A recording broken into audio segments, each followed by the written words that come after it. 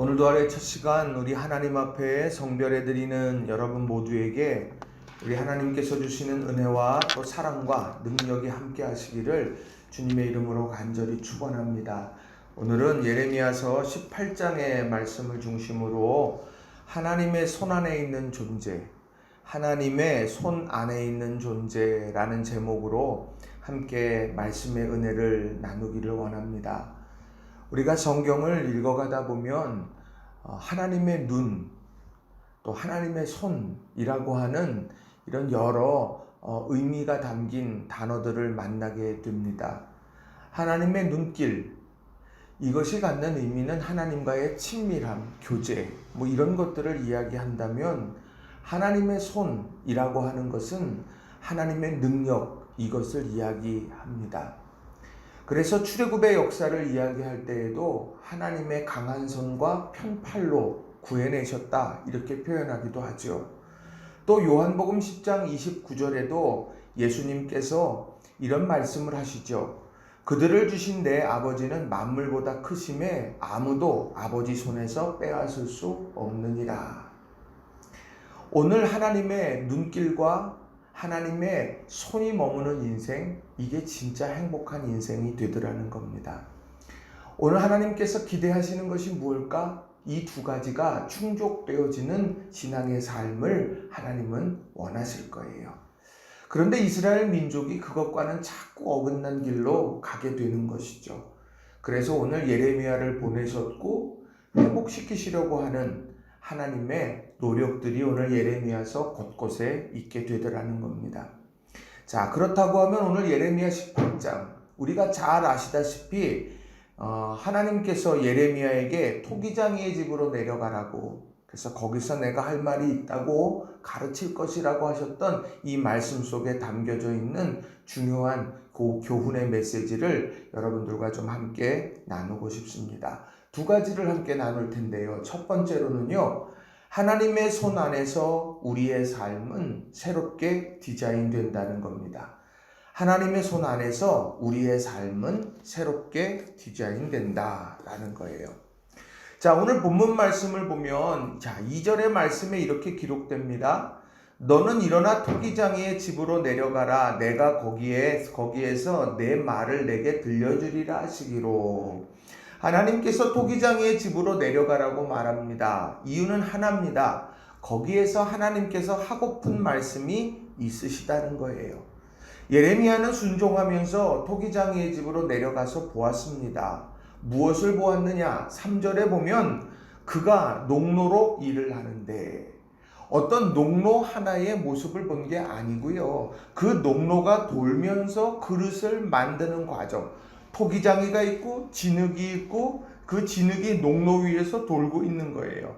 이렇게 지금 빚고 있는 일들, 이제 이런 일들을 보았습니다. 가만히 보게 되니까 4절에 보면 무엇이 보이느냐? 진흙으로 만든 그릇이 있습니다. 얼추 진흙으로 이제 거의 완성되어져 갔던 거예요. 근데 그것이 토기장이의 손에서 터져버렸습니다. 그것이 터져버리게 됐는데 그 터져버린 것을 다시 토기장이가 그것을 자기 의견에 좋은 대로 다른 그릇을 또 만들어 가더라는 거예요. 진흙으로 만든 그릇이 있는데 터져버렸지만 다시 토기장이가 그것을 다시 자기의 의견에 따라서 다른 그릇을 만들더라는 거예요. 이걸 지금 눈여겨서 보고 있는 겁니다. 자, 그것을 보고 있을 때에 여호와의 말씀이 예레미야에게 임한 겁니다. 그게 6절이에요. 이 6절이 제일 중요한 말씀인데 뭐라고 말씀하냐? 여호와의 말씀이니라 이스라엘 족속아, 이 토기장이가 하는 것 같이 내가 능히 너희에게 행하지 못하겠느냐? 오늘 하나님의 권능에 대한 이야기죠. 그리고 또요, 이스라엘 족속아, 진흙이 토기장이의 손에 있음같이 너희가 내 손에 있느니라. 하나님의 손 안에서 꿈꾸는 희망에 대한 이야기를 하고 있어요. 비록 터져버린 진흙이지만 토기장이 손에서 토기장이의 의견에 좋은 대로 다른 그릇을 만들어가는 것처럼 하나님의 손 안에서 만들어져 가고 있다라고 하는 이 희망을 가지고 있느냐는 거예요. 하나님의 권능과 하나님의 손 안에서 꿈꾸는 희망, 이 두 가지를 이야기하고 있다라고 하는 겁니다. 오늘 예레미야가 가지고 있고 또 품기를 원하시고 또 기억하기를 원하시는 것이 바로 이것입니다. 하나님의 손 안에 있다. 하나님의 손은 능력이기도 하지만 하나님의 주도권이기도 합니다. 하나님의 손, 그것은 하나님의 의지대로 빚어가고 만들어간다는 것을 의미하고 있는 거죠. 오늘 이스라엘 민족이 비록 저들이 하나님께서 기대하는 만큼 그렇게 살아가지 못하고 또 예레미야의 사역이 본인이 생각하고 기대하는 것만큼 펼쳐지지 못한다 하더라도 그래도 실망하지 않을 수 있는 것은 하나님의 손 안에 우리가 있기 때문이라는 거예요. 그래서 하나님께서 그 하나님의 손 안에서 우리의 삶을 새롭게 디자인하고 빚어가신다는 것, 이게 우리의 희망이 되는 겁니다. 그래서 저는 6절에 나오는 이 말씀처럼 우리가 두 가지 꼭 기억하면서 오늘을 사셨으면 좋겠습니다. 이스라엘 족속아, 이 토기장이가 하는 것 같이 내가 능히 너희에게 행하지 못하겠느냐? 하나님 하실 수 있습니다. 저는 하나님의 권능을 믿습니다. 아멘. 이러고 달려가시고, 이스라엘 족속아, 지늘기 토기장이의 손에 있음 같이 너희가 내 손에 있느니라. 터져버린 진흙 같은 인생이어도 주님의 손에 내가 있다. 이것을 다시 한번 기억하면서 그 주님의 손 안에서 하나님께서 만들어 가시고 빚어 가실 일들, 이런 일들을 꿈꾸는 저와 여러분이 다 되시기를 주님의 이름으로 간절히 축원합니다. 두 번째로 중요한 교훈의 메시지는 뭐냐면, 다루심의 과정은 결단과 인내를 요청한다는 겁니다. 결단과 인내를 요청한다. 자, 여기 이 본문은 사실은 하나님의 다루심에 대한 이야기를 하고 있습니다. 오늘 진흙, 그 터져버린 진흙이 농로 위에 있어요. 또 진흙으로 만들던 그릇이 터져버렸어요. 뭐 이런 여러 상황들이 있어요. 그리고 자기의 의견대로 다시 좋은 그릇을 농로 위에서 만들어요. 그러니까 이 진흙은요, 지금 토기장이의 손에 있지만 그 토기장이의 손 위에서 농로가 돌고 있는 그 자리에 이 진흙이 있다는 거예요. 그릇은 식당에서 쓰여져야 되는 거예요. 항아리는요, 집에서 발 닦을 물, 손 씻을 물들을 담아내는 그 자리가 마지막에 그릇이 있어야 될 자리죠. 농로에 있다는 건 뭡니까? 아직 그릇으로 빚어져 가고 있다는 거고 항아리로 빚어져 가고 있다라고 하는 겁니다. 그러니까 농로는 바로 과정이라는 거예요. 그 과정 속에서 하나님의 손이, 그 토기장이의 손이 그것을 자꾸 움직여 가듯이 빚어가는 거예요. 자기의 의견대로, 하나님의 의견대로, 토기장의 의견대로 그것을 하나하나 빚어가고 있다는 거예요. 이 과정 중에 필요한 게 뭐겠느냐는 거예요. 이 과정 중에 필요한 건 결단과 인내라는 겁니다. 왜 그렇습니까? 자, 오늘 본문에 나오는 말씀 속에서 보면 하나님께서 이제 진흙과도 같은 이스라엘, 그 이스라엘에게 하나님께서는 다루심의 일들을 시작을 하세요. 자, 7절 이하에 나오는 말씀들을 쭉 보시게 되면 하나님께서 행하실 일들이 쭉 나옵니다. 내가 어느 민족이나 국가를 뽑거나 부수거나 멸하려 할 때, 하나님의 다루심이죠. 9절, 내가 어느 민족이나 국가를 건설하거나 심으려 할 때에, 그러니까 하나님께서 뽑거나 부수려고 하는 순간도 있지만 건설하거나 심으려고 하시는 순간도 있어요.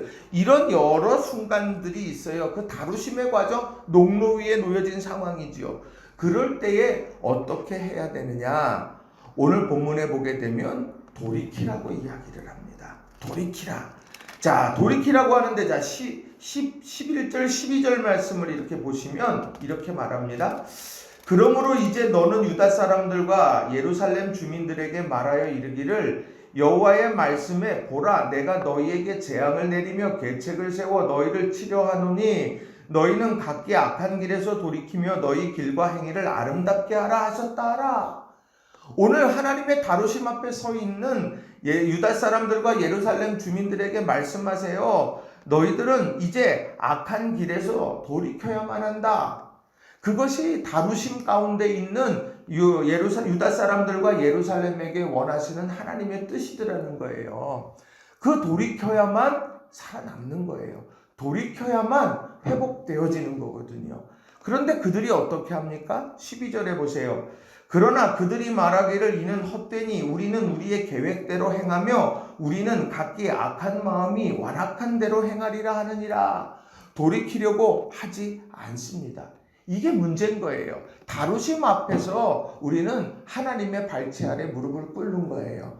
왕 대신 주님의 보좌 앞에 무릎을 꿇는 거예요. 그리고 그곳에서 나를 다루시도록 맡겨드려야 되는 겁니다. 사드락과 메삭과 아벳느고가 풀무불 앞에서 했던 고백을 여러분 기억하십니까? 그 풀무불 앞에서 이렇게 말하죠. 그리 아니하실지라도. 오늘 하나님의 다루심에 모든 것을 맡기는 거예요. 내 원이 있어요. 내 기대가 있어요. 그런데 그리 아니하실지라도 나는 하나님의 다루심을 신뢰합니다. 이게 바로 오늘 그들의 아름다운 신앙이라는 것이죠. 자, 그렇다면 어디에서 돌이켜야 되느냐라고 하는 거예요. 자, 15절에 나오는 말씀을 보면 이런 말씀이 있어요. 물은 내 백성은 나를 잊고 허무한 것에게 분향하거니와 이러한 것들은 그들로 그들의 길 곧 그 옛길에서 넘어지게 하며 곁길 곧 닦지 아니한 길로 행하게 하여 라고 말합니다. 옛길과 곁길 이 두 가지를 이야기합니다. 옛길 그 옛날로 다시 회귀한다는 이야기예요. 그래서 넘어진다는 얘기예요. 곁길 가야 될 길이 있는데 가야 될 길에서 벗어나는 걸 이야기하는 거예요. 옛길로 갔느냐 돌아와라. 곁길로 가고 있느냐 돌아와라. 이게 바로 오늘 이스라엘 민족에게 하시는 하나님의 말씀입니다. 그래서 우리는요, 우리의 삶이 농로 위에 놓여져 있어요. 하나님의 다루심 속에 있어요. 그럼 우리는요, 언제나 내가 옛길로 달려가고 있나, 곁길로 달려가고 있나, 그걸 점검하고 내가 가야 될 길, 우리가 믿음의 길, 그 길로 나와야 되는 거예요. 신앙생활 하다가 상처받고 신앙생활 하다가 힘들면 그 길에서 자꾸 벗어나서 옛길로 곁길로 가게 돼요. 아니요. 우리가 가야 될 길은 믿음의 길이에요. 신앙의 길이에요. 우리 예수님이 길 되셔요. 예수님 따라서 우리가 그렇게 살아가면 되는 거예요. 오늘 예레미야를 통해서 하나님이 하시는 말씀은 바로 그겁니다. 네가 가야 될 길, 그 길로 돌아와라. 자, 그런데 오늘 이 다루심의 과정에서 중요한 또 한 사람이 있습니다. 다루심의 과정 속에 농로에 이렇게 있는 농로에 있는 진흙과도 같은 민족이 있지만 그 사실을 전해주는 사명자가 있다는 거예요. 그게 예레미야죠. 이 예레미야에게 하나님께서는 그를 불러서 이스라엘 민족을 향하여서 당신들은 다루심 가운데 있습니다. 당신들 하나님의 손 안에 있는 진흙과도 같습니다. 하나님이 당신들의 삶을 끌어가실 겁니다. 라고 그렇게 선언하면서 옛길에서 벗어나고 곁길에서 벗어나라고 그렇게 돌아오라고 이야기하는데 그것이 얼마나 힘든 일인지 몰라요. 자, 오늘 본문에 바로 그런 내용들이 나옵니다. 예레미야 참 힘들게 사명을 감당했는데 자, 18절 말씀에 보면 이런 하나님의 말씀을 증언할 때 백성들이 어떻게 하는지 세번역 성경으로 제가 좀 읽어드립니다. 백성이 나를 두고 이르기를 이제 예레미야를 죽일 계획을 세우자. 이 사람이 없어도 우리에게는 율법을 가르쳐줄 제사장이 있고 지혜를 가르쳐줄 현자가 있으며 말씀을 전하여줄 예언자가 있다. 그러니 어서 우리의 혀로 그를 헐뜯자. 그가 하는 모든 말을 무시하여 버리자 합니다. 하나님께서 주신 말씀을 전하는데 사람들이 듣지 않아요. 예레미야를 차라리 죽여버리자. 계획을 세워요. 이 사람 없어도 돼. 율법을 가르칠 제사장은 많아. 내가 듣고 싶은 말만 가르쳐줄 사람들 많지. 지혜를 가르쳐줄 현자들이 얼마나 많이 있어. 말씀을 내가 듣고픈 말씀만 전해줄 예언자는 얼마든지 있어. 그를 헐뜯어서 그를 죽여야 되겠어. 이렇게 사람들이 지금 그렇게 작전을 짜고 있어요. 이 사실을 예레미야도 알아요. 자, 18장 22절에 보면 이렇게 말합니다. 자, 중반절에 보면 이는 그들이 나를 잡으려고 구덩이를 팠고 내 발을 빠뜨리려고 올무를 놓았음이니라. 지금 이런 상황이 예레미야의 상황입니다. 그런데 하나님은 그러한 상황 속에서도 예레미야에게 요청하는 거예요. 지금 다루심의 과정 속에서 돌이켜야만 한다? 그게 사는 길이다? 그것을 전하라고 요청하고 있는 겁니다. 왜요? 그래야 바로 민족이 살기 때문이에요. 그래야 그 가정들이 살아나기 때문인 거죠. 우리가 이런 사실들을 다시 한번 기억하면서 사명자로서 내가 이 인내하면서 사명을 완수하는 게 생명을 살리는 일이라는 것, 이걸 기억하는 저와 여러분이 다 되시기를 바랍니다. 가정의 인가기도를 위해 기도하는 가정들 있지요. 여러분 인내하시면서 예레미야의 심정으로 사명을 완수하시면 되는 거예요. 이런 내용이 로마서 10장 14절 15절에 나옵니다. 그런즉 그들이 믿지 아니하는 일을 어찌 부르리요, 듣지도 못한 일을 어찌 믿으리요, 전파하는 자가 없이 어찌 들으리요, 보내심을 받지 아니하였으면 어찌 전파하리요, 기록된 바 아름답도다 좋은 소식을 전하는 자들의 발이여함과 같으니라. 내가 전해야 들을 수 있다는 거예요. 이걸 기억해야 돼요. 오늘 예레미야가 눈물을 흘리면서도 전해야 되는 이유는 전해야 듣는 사람이 있기 때문이에요. 모든 사람들이 자신을 죽이려고 지금 핍박하는 것 같고 구덩이를 파고 나를 무너뜨리려고 하는 위협이 있지만, 그럼에도 내가 전해야만 생명의 역사가 일어나기 때문에 하나님은 그에게 인내하며 사명을 완수하라고 말하는 겁니다. 다루심의 과정에는요, 항상 이렇게 외치는 믿음의 사람들이 있다는 겁니다. 그게 우리가 되어야 될 줄로 믿습니다. 그래서 다루심의 과정에서는요, 돌이켜야 된다. 그리고 사명 인내하면서 완수해야 된다. 이게 바로 오늘 우리들에게 요청되는 것이라는 거예요. 이런 일들을 통해서 생명의 역사를 이루는 우리 모든 성도님들이 다 되시길 주님의 이름으로 축원합니다. 말씀을 정리합니다. 우리는요, 하나님의 손 안에 있는 존재예요. 오늘 그걸 이야기하고 있는 거예요. 하나님의 손 안에서 하나님은 우리들에게 하나님의 뜻대로 우리의 삶을 디자인하고 계시는 겁니다. 하나님은 우리의 삶을 농로 위에 놓으시고요, 그리고 그것을 다루시고 계세요. 그럼 우리의 삶에 그 다루심의 과정 속에서 우리는 내가 곁길로 가고 있는가, 옛길로 가고 있는가, 내 삶의 불순물들을 제거해버리는 일들을 하는 겁니다.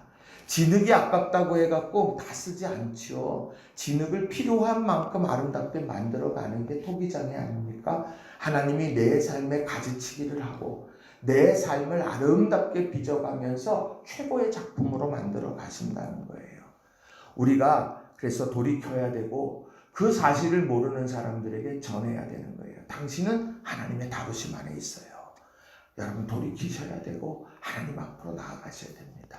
우리는 믿음 안에서 이런 사명들을 잘 감당해가는 저와 여러분이 되시기를 주님의 이름으로 간절히 축원합니다. 오늘 하루도 믿음 안에서 승리하는 우리 모든 성도님들이 다 되시길 다시 한번 주님의 이름으로 축원합니다. 기도하겠습니다.